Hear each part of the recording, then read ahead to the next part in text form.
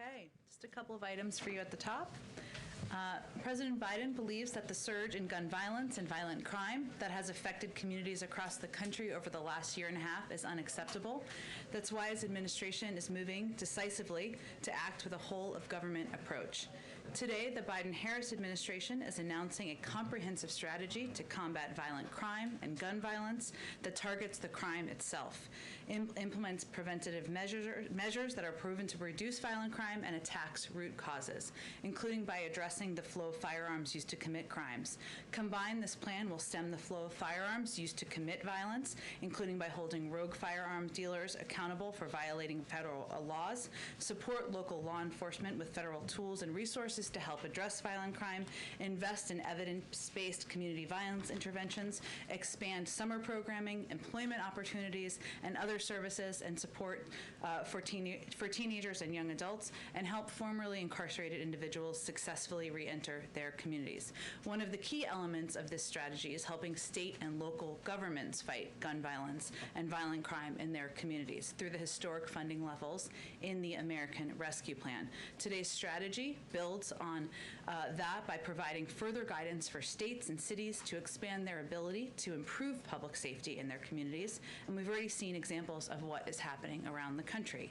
In Philadelphia, Mayor Kenney is using funding from ARP to address gun violence, reform and improve the police department, and invest in violent interruption programs. In Albuquerque, Mayor Keller plans to spend $3 million to expand the city's gunshot detection system, and millions more to recruit police officers and refurbish station houses.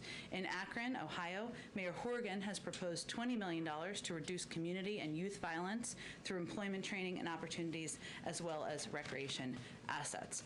I'd also note today, and obviously the President will speak to all of this later this afternoon, today the Vice President will hold a listening session with leading civil rights and voting rights groups from across the country following the Senate vote on the For the People Act just yesterday. The meeting builds on the Vice President's work to bring together a national coalition on voting rights to promote voter registration and engagement among Americans across the country, from Greenville, South Carolina to Atlanta, Georgia, to protect our fundamental right to vote. She will drive the message that the fight is not over and that the President and the administration remain committed to ensuring that all Americans have access to the ballot. Finally, I do have one more thing. Tomorrow, the President will travel to Raleigh, North Carolina. Some of you may be on that trip, as our administration continues to work to continue encouraging vaccinations across the country, ensuring every American knows just how to ensure it is easy to get vaccinated.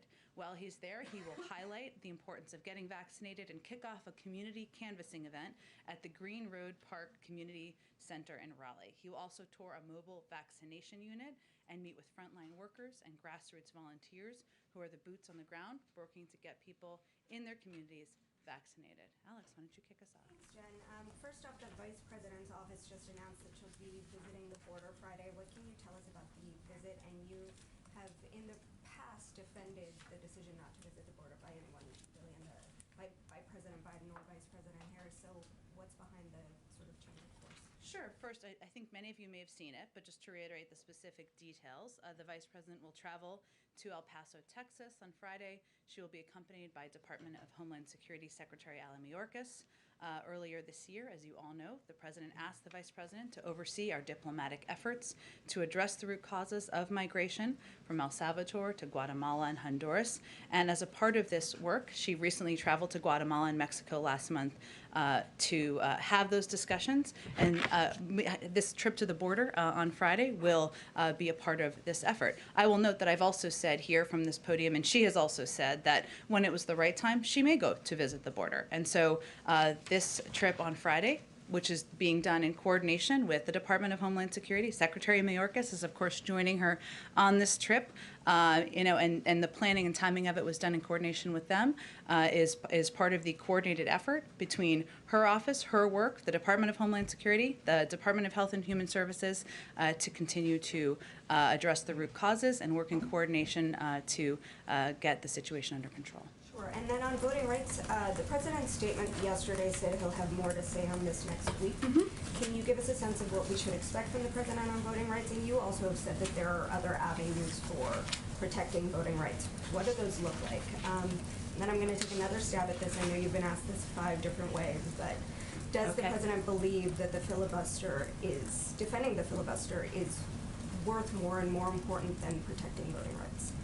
Well, first, let me say, as the vice president said yesterday, and I'll just reiterate, the fight to improve and expand access to voting is far from over. And the president, as he noted in his statement yesterday, and as you just touched on, will be speaking to this next week. And this is a continuation of his efforts to use the bully pulpit to elevate this issue, as he did just last week when he marked Juneteenth, and also as he did in Tulsa, Oklahoma, just a few weeks before that.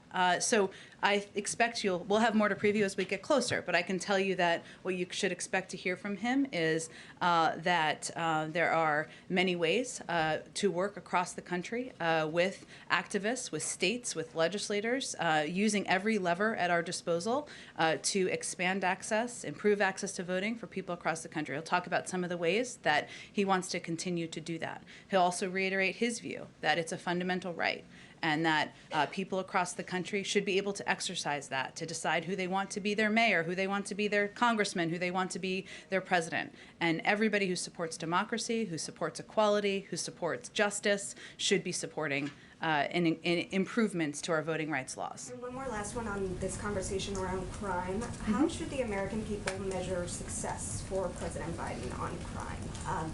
Should they be looking for a reduction in crime in their localities, or, I mean, what exactly is he aiming for in announcing these new policies today? Well, that certainly is the goal, of course. But I would say, Alex, that what the president has watched closely is that there has been, of course, an increase in violent crime, gun violence specifically in a lot of communities, over the last 18 months. He's obviously taken a number of steps over the past couple of months to work to address that. This is a continuation of that in his view. And part of that is empowering local police communities and making sure that local communities have the funding they need to support efforts by the local police. It also means taking steps to address the prevalence of gun violence across the country. So, of course, his objective is to take steps he can do as the President of the United States, using the tools he has at his disposal to empower local communities, get them the resources they need, and ensure we're putting laws in place that reduce gun violence. Go ahead. Thanks, Jen. Can you tell us a little bit more about what the Vice President will be doing at the border? Is she visiting a detention center or a facility for migrant children? And how much access will the press have to whatever sites she tours while she's there? They're all great questions. Obviously, they just made this announcement. I'm sure they will have more details to share with you. I just don't have any more to share with you at this particular moment on what she'll be doing specifically there. Okay. And then can you tell us a little bit more about this decision for the U.S. to seize website domains used by Iranian state TV? What led to that decision and why now? It's a Department of Justice decision and action, so I'd point you to them. Is there any concern that this could hamper negotiations over Iran's nuclear program? We are still at the point, and in those discussions, we just finished the 6th round. Obviously, all of the negotiators are back in their capitals, having discussions as is appropriate. We see advantage to us in moving toward a diplomatic solution. We hope others who have seats at the table do as well. But again, this was an action by the Department of Justice, not coordinated with other aspects of our negotiations. And then what can you tell us about the talks that took place on the Hill yesterday over the bipartisan infrastructure proposal? Were those fruitful discussions, and where does that go from here? Is the president going to be hosting any of those senators here at the White House in the coming days? If we continue to make progress in these discussions, then the president looks forward to welcoming members to the White House before the end of the week. We'll see. There were a couple rounds. There were 2 rounds of discussions yesterday, and I know you're all aware of this, or many of you cover this closely, but there was one in the afternoon. There was another one last night. Additional progress was made last night. This afternoon, Steve Ricchetti, Louisa Terrell, Brian Deese are all back up on the Hill right about now, having continued discussions about the path forward. That's one track where we are moving forward on these bipartisan negotiations, and we assess as we conclude each round what the next step should be. So again, if we make progress and if we assess that it is the appropriate time to bring these officials, these elected officials to the White House, the president looks forward to doing that. Go ahead. Thank you, Jen. So about today's announcement, why is the Vice President visiting the border this week when earlier this month she dismissed a trip like that, saying it would be a grand gesture? She also said in an interview with NBC that she would be open to going to the border if it was an appropriate time. She said that after she said that. So that's important context as well. Okay, and important context, I've got the NBC interview right here. She was talking about how she hasn't been to the border, she hasn't been to Europe either. So does she think that these two things are the same? And again, Peter, I think she also said in the same interview that she would be open to going to the border at an appropriate time. And what I'm conveying to you is that, well, as a part of her assignment, she has, of course, hosted a number of bilateral engagements. She's visited the Northern Triangle. She's made a number of announcements about how to address root causes that she was going to assess with the Department of Homeland Security and with the administration when it was the appropriate time to go. And I will note that we're at this point in part because we've made a great deal of progress. And if you look just to a couple of months ago when 6,000 children were in Border Patrol facilities, we're now at the point where there's far less than 1,000. If you look to just a couple of months ago when there were children who were waiting in Border Patrol facilities for more than 100 hours and they were certainly overcrowded, now it's less than 30 hours. In April, there were 22,000 kids in HHS facilities, and now that number is 14,000. Is there still more work to do? Absolutely. That's the purview of Secretary Mayorkas, but it's important every component of our government is coordinated. Was it important for the White House to have her seen at the border before former President Trump has a trip there next week? We made an assessment within our government about when it was an appropriate time for her to go to the border. And then just one about the crime today. You mentioned expanding the crime prevention rollout. Prevention, yes, not the crime. But there is a lot of crime in big cities. How do you reduce? Much of it caused by gun violence. Would you agree? Yes. So how do you reduce gun violence by expanding employment opportunities, including summer jobs for young people?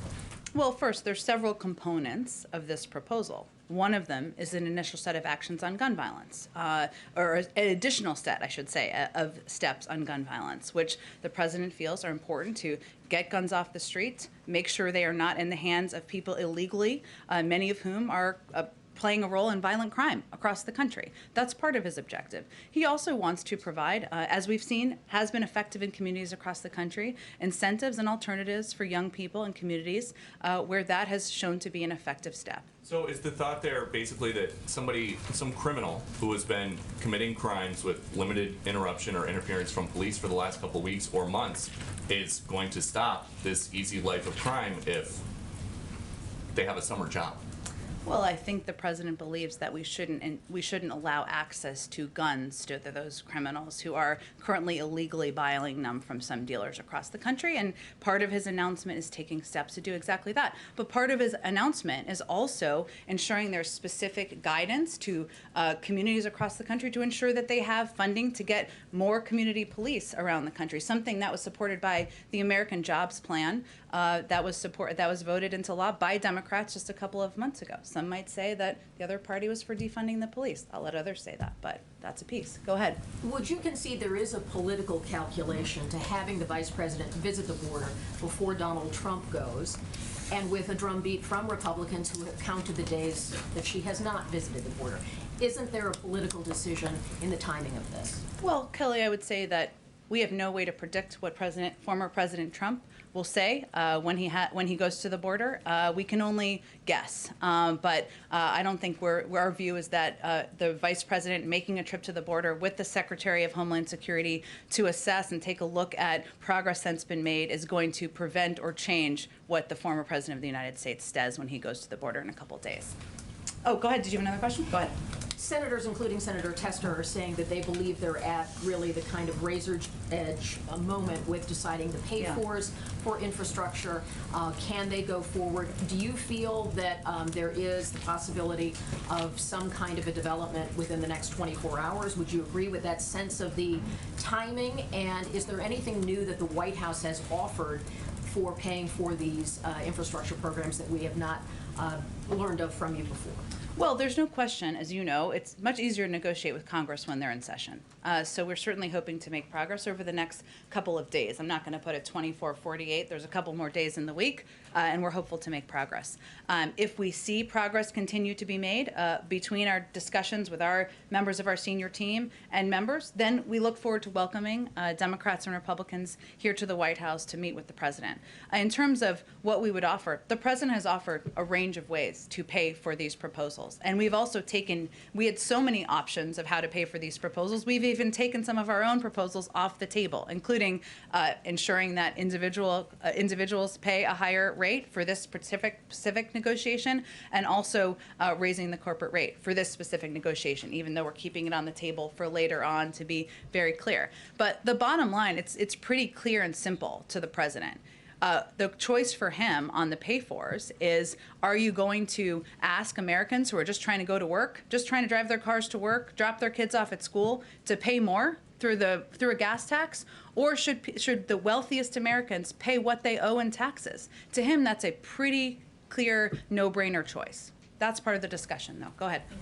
Back to the president's crime prevention announcement today. You've noted that violent crime has been up over the last 18 months and several years. So what specifically prompted the president to come out and make this announcement today? Well, there's a policy process that has been underway for the last couple of weeks and months even. We've had a series of announcements, as you know, over the past several months on gun violence prevention. Obviously, there was funding in the American Rescue Plan to support keeping cops on the street. And there are several components that were just prepared to be announced. And you've made clear you're tackling this, as a gun issue. The president has urged Congress to take action on this. We have seen very little movement on the Hill. It's been years since we've seen sweeping gun reforms out of Washington. What is the president's message then to Americans who are concerned about rising crime in their communities? In order to achieve real progress, do they have to wait for Congress to act?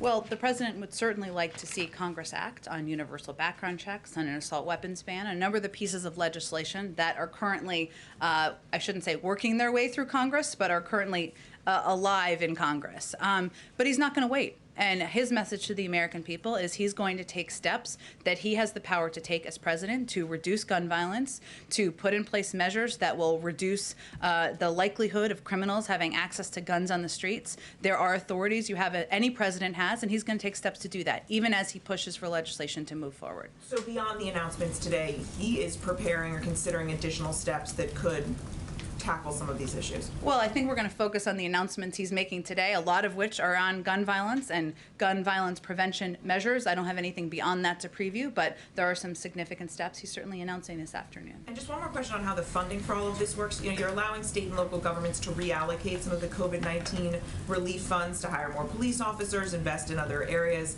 to combat this rising crime. But when Republicans pitched that idea to try and pay for some of an infrastructure plan, the White House said that money was already allocated. So what's the difference? Well, the money was always allocated in state and local authority to state and local governments. One of the authorities they could always have taken was to ensure there were more cops on the beat, more police in place, and that's something we have always said was a part of the plan and the proposal. I don't know why Republicans opposed that or why that would have prompted them to vote against the package. Go ahead. Just to follow up on Mary's first question, public safety can be a potent political issue. To what degree, if any, has the politics played a role in the decision to really try and get out in front of things today? Well, the president has been very consistent in his views over the course of decades. He has never been for defunding the police. He has always been a supporter of ensuring that local community policing is funded and adequately supported by the federal government. He's also been a longtime advocate for decades and leader on addressing gun violence. So this is actually a continuity of his leadership on these issues over the course of decades. Now he has taken steps since president on each of these issues as well, including supporting funding, proposing funding in his own budget for community policing. And this is just an opportunity to put additional meat on the bones. Two more quick ones. You've answered this before, but just to make sure I understand red lines in the elusive search for pay-fors that are amenable to everybody. User fees on electric vehicles, is that in the same category as indexing the gas tax from your guys' perspective in these negotiations? Yes. We are not for a Ford F-150 tax. I'm not sure why others are. Good for And then quickly, given the tempo of some of the Taliban offensives that we've seen in Afghanistan, are there contingency plans at work right now to either move troops out faster, or perhaps more importantly, embassy officials, folks that the U.S. plan to keep on the ground if they advance much quicker than perhaps was initially thought? Well, first I would say that our Department of Defense is overseeing an orderly withdrawal of our troops from Afghanistan, and doing that at a pace that, in their view, will ensure their safety and ensure we are doing it in a way that's effective and in a coordinated manner with the government. I will say that while in general we are seeing elevated attacks on DSF and Afghan government versus a year ago, we have not seen an increase in attacks on our military presence since February 2020. And we also assess that had we not begun to draw down, violence would have increased against us as well after May 1st, because that was what the Taliban was clearly conveying. So the status quo, in our view, was not an option. In terms of personnel and others on the ground, that's certainly something that our State Department and our team takes very seriously and assesses whether there is a need to take any additional action. And I would certainly defer to them on any additional preview they do on that front. Go ahead. Thank you, Jen. We understand that the administration plans to replace the Fannie Mae and Freddie Mac's federal regulator after the Supreme Court ruling that has now made it easier for the president to install his preferred overseer. Do you have a comment on that?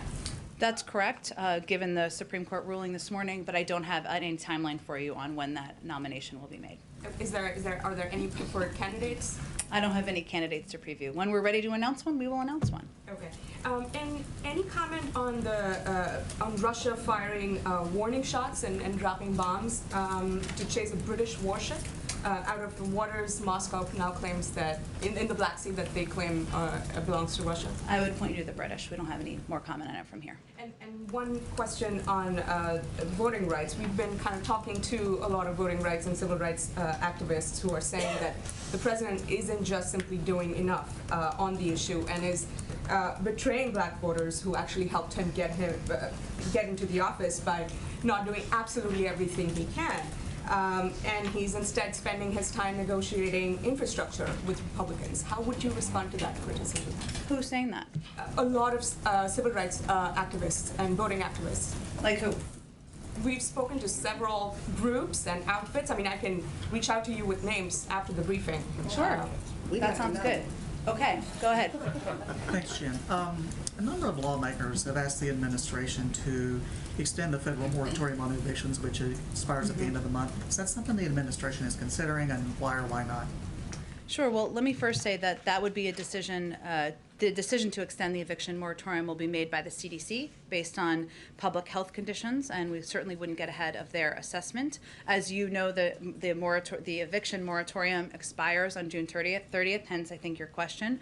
It was always intended to be temporary, and the president remains focused on ensuring that Americans who are struggling through no fault of their own have an off-ramp once it ends. Hence, we've also worked to take additional steps to ensure people are getting the support they need to stay in their homes, whether they are renters or homeowners.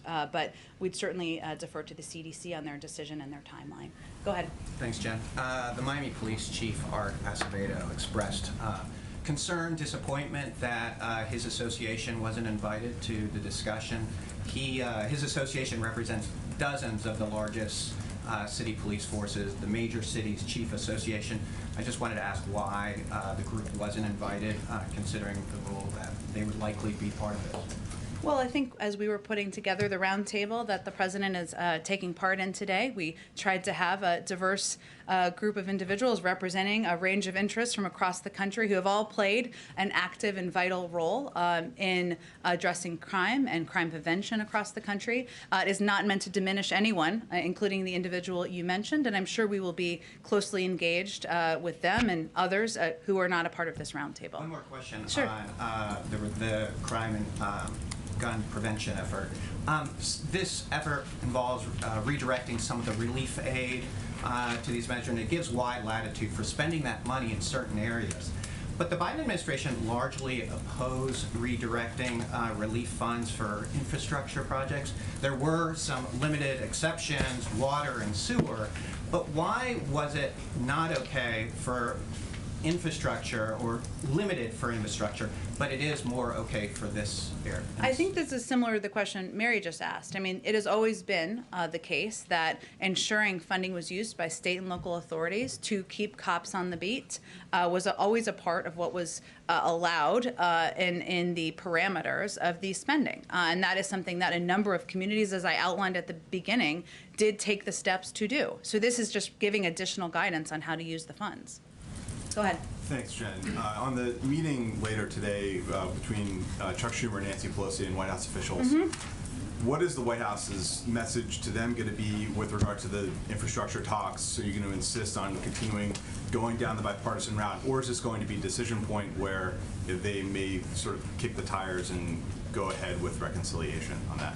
Well, we've always seen this, or seen this for some time, I should say, not always, as a two-track strategy, right? So there are different discussions and negotiations happening today. One track, the American Jobs Plan, or big components of it, is a part of the infrastructure negotiations that we're discussing. Steve Ricchetti, Louisa Terrell, Brian Deese, right now with members who are part of that bipartisan discussion. Later tonight is a discussion that will also include Shalanda Young, also include Susan Rice and others. That's a discussion in part about the budget reconciliation process, the second track. And that track will include the American Families Plan and components that are not a part of the negotiation. So we've been saying two tracks. Today is an example of two tracks actually moving forward at one time in one day. Which track is moving more smoothly right now?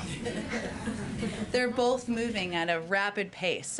You know, they're both moving. We know that we're at a later stage, obviously, in the bipartisan negotiations. You all know that. And obviously, we want to make progress over the next couple of days. We're in an earlier stage of the budget reconciliation process. That's because that's how that process works. But it's important to keep both tracks going. And then just one more for you on, I just wanted to follow up if you had any answer from yesterday about whether President Biden discussed interest rates with Fed Chairman Powell and other financial regulators. The interest rates, as you know, are under the purview of the Federal Reserve. I gave you an overview of what was discussed in the meeting and don't have anything else to add to that. On the For the People Act, you said this week that it would be the fight of this presidency. The president said last night the fight is not over. Now that the Senate has put itself on the record, how do you see this fight playing out in the 117th Congress on the floor? Is it going to be won on the floor before the end of this Congress? We'll see. I don't think we can assess that quite yet. And I think what's important to know is that the president's going to keep fighting for federal legislation. The vice president is going to keep fighting for federal legislation. Leader Schumer and others have also made clear, I think, on the floor last night, they're going to continue to look for paths forward. We will see what that looks like, but we're still assessing that in the coming days. What the president will also talk about, though, next week is not that fight, but also what we can do in states around the country, what we can do through a range of the authorities that the federal government has. Because for all of these, our objective is to make it easier to vote, make it more accessible to vote, and there's a lot of ways to do that, even as we're continuing to fight for federal legislation. I want to ask you another question about the border. You said that a great deal of progress has been made. Border Patrol statistics show something close to 900,000 interactions or encounters on the southwest border so far this fiscal year, 170,000 odd per month the last 3 months. Is that where you're measuring progress? You spoke of the unaccompanied minors, but what about the influx of people? The vice president was tasked with the diplomatic efforts there. Has that been successful? And how are you measuring that success? Well, first, I think the vice president has made a number of announcements about coordinated efforts with countries in the region, in the Northern Triangle, through her leadership in that area. And we'll be able to assess over time what it looks like in terms of migration numbers. I was pointing to the fact that a couple of months ago, we were looking at very overcrowded Border Patrol facilities. We were looking at kids waiting for far too long in those facilities, and there being a timeline of getting kids to vetted family members that wasn't up to our bar. There has certainly been progress made in that regard, but the work is ongoing. Go ahead. Thanks, Jen. My colleagues are reporting that the U.S. intelligence community concluded last week that the government of Afghanistan could collapse as soon as 6 months after the American withdrawal. is completed. What is your reaction to that, and do you think that would also factor into speeding up an evacuation, especially for Afghans who helped the U.S.? Well, let me first say on SIVs, on special immigrant visas, and these are individuals who have played an incredibly courageous role in helping the United States at various times over the course of our recent history. We are processing and getting people out at a record pace. We are working with Congress right now to streamline some of the requirements that slow this process down, and we're doing the kind of extensive planning for potential evacuation should that become necessary. So we're continuing to evaluate what our options are there, continuing to take steps forward, and certainly we want to take every step we can take from the federal government to treat all of these courageous individuals as they deserve. Is there a reaction on that intelligence community's assessment at all, that the government could collapse within 6 months of the U.S. withdrawing? I don't have any more assessment beyond the intelligence community. About Afghanistan, please. Go ahead. Yes, as you know, President Ghani will be here on Friday, while President Ghani and Dr. Abdullah are visiting Washington, D.C. Taliban still continue their attack in all over Afghanistan. Do you think that President Biden committed to a stronger long-term support for Afghan people, especially Afghan military, because Afghan people has a high expectation from this trip, President? I would say I don't anticipate the timeline for withdrawal is not going to change by September, which of course is overseen by our Department of Defense. A part of their discussion on Friday will certainly be the President reiterating his commitment to work with the government of Afghanistan to continue to provide humanitarian support, over the horizon security work that he committed to when he made this announcement, and I'm sure they'll discuss this during their meeting on Friday. Go ahead, Francesca. Go ahead. I've got a couple for you. Sure. Firstly, on the Vice President's trip to the border, why does the White House view this as the appropriate time for that visit? Well, I think, Francesca, the decision on the timing was made in coordination with the Department of Homeland Security. As we've said from the beginning, we didn't want to have anyone visit at a time where it'd be disruptive to efforts and progress being made on the ground, but they made that assessment, and she had said just a few weeks ago that she'd be open to going to the border if at the appropriate time. And earlier today, the White House announced that 15 jurisdictions would participate in its community violence intervention program. Do you anticipate that list expanding to include other cities like Kansas City, which has grappled with gun violence and has been engaged with the White House on this issue? That's a great question, and you're right that it was 15 cities that we announced, or 15 jurisdictions that we announced this morning. Those jurisdictions we will announce, I guess I should say, later this afternoon. They stepped forward to join the collaborative because they're committed to using these strategies as a tool to reducing the scourge of gun violence. They have also designated a portion of their American Rescue Plan state and local funding or another source of public funding to support CVI efforts, and have committed to city leadership and infrastructure, such as leading local efforts through an Office of Neighborhood Safety. We're calling for more cities to follow these jurisdictions' lead, and certainly we'd welcome engagement and a desire to follow those trends as well. And lastly, is the White House worried that its non-infrastructure agenda is being stymied to the point that it could have a negative impact on Democrats competing in next year's elections? You mean our budget reconciliation process we're meeting about today? No, I'm talking about the $15 minimum wage, voting rights, there's ongoing disputes over child care, other elements of the Families Plan, immigration reform. There's a number of different things. I will say that the American Families Plan is a part of the budget reconciliation discussion and process. That's a historic investment in child care and community college and universal pre-K, a number of areas that are of huge priority to the president, as well as many Democrats. I think ultimately, I'm not going to assess 18 months from the midterm elections what that looks like, but the most important topics on the minds of the American people are COVID and the economy, and we're certainly moving forward on all fronts. Go ahead. Oh, thank you, Jen. First, a question on Afghanistan. The Afghani leaders who are coming to meet with the president on Friday are going to want specifics about U.S. support to secure the governance and human rights gains that have been brought for the last 20 years there. Can the president guarantee that those gains won't be lost? The President can guarantee that we will continue to support humanitarian assistance, support for progress, human rights progress that's been made on the ground, and a range of investments the United States have made that we've already committed to continuing. Has he determined how much money that is needed? Over the course of time, that's going to be done on kind of a year-by-year assessment.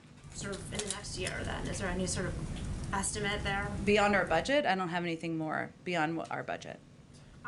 On crime, I just wanted to ask quickly if you could give us any details about who helped shape the president's crime plan. You know, was there input from various activists, perhaps from the Floyd family?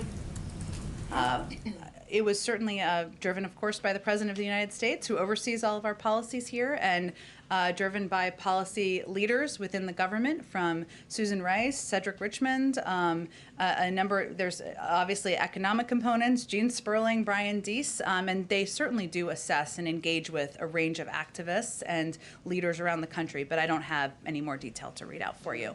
Go ahead. Oh, yeah, go ahead. Oh, just really quickly, on the Vice President, there's a lot of discussion today about the Vice President's role in immigration, but I was wondering if you could outline any of her involvement in the last few moments on infrastructure, a different topic that is sort of in the closing stage right now. Has her portfolio there sort of gotten lower as other things have risen, or can you just give us the sort of state of play? Sure. Well, I would say that the negotiations are primarily being led at a staff level by Louisa Terrell, Steve Ricchetti, and Brian Deese. And again, if we're at the point where we've made enough progress, the President will invite them here, and I'm sure the Vice President would be a part of that. But they've really been led at the staff level over the past couple of days, and if there's calls that warrant the Vice President or the President making, certainly they would make them. But that's really what where the action has been over the last several days. Go ahead. Thanks. Just to follow up my colleague's question about the eviction moratorium. Sure. There's some reporting that there's a 1-month extension that's going to come out pretty soon. I know you said you don't want to get ahead of the CDC, but the CDC is punting all of our questions back to you. So is there anything That's confusing. Sorry. So is there anything you can tell us about whether a 1-month extension is to be expected? I don't have anything I can confirm for you from here today. Okay, and then on guns, all advocates are saying there should be a gun czar. Is that something that's still being considered by the White House? One person that's responsible and spearheading this work on gun reform? The President's responsible. Go ahead. Yes, thank you, Jen. For some months, lawmakers of both parties have been asking the administration to prohibit polysilicon from coming into the country from China because it's being made in Xinjiang. It's a key material, as you may know, for solar panels. So is there some concern that prohibiting that from China could hurt the President's net zero goals, or what are you looking at it doing in regards to this from the human rights perspective? Well, first let me say that in Cornwall, just 2 weeks ago, G7 countries committed to ensuring that global supply chains are free from the use of forced labor, which was a significant statement and agreement among G7 countries. And so as a part of that, you can expect that the United States will continue to hold those who engage in forced labor accountable, and that we will continue to remove goods made from local forced labor from our supply chains. As you also know, and I think this is the root of your question, we also remain committed to making progress internationally, domestically and internationally, on addressing the climate crisis. But we think we can certainly do both. I don't have anything yet to announce as it relates to specific products, or substantive, I should say, that are planned. But we'll see if we have more on that in the coming days. Oh, okay, great. We have to gather for the event. Thanks, everyone, so much. Have a great day. See you tomorrow.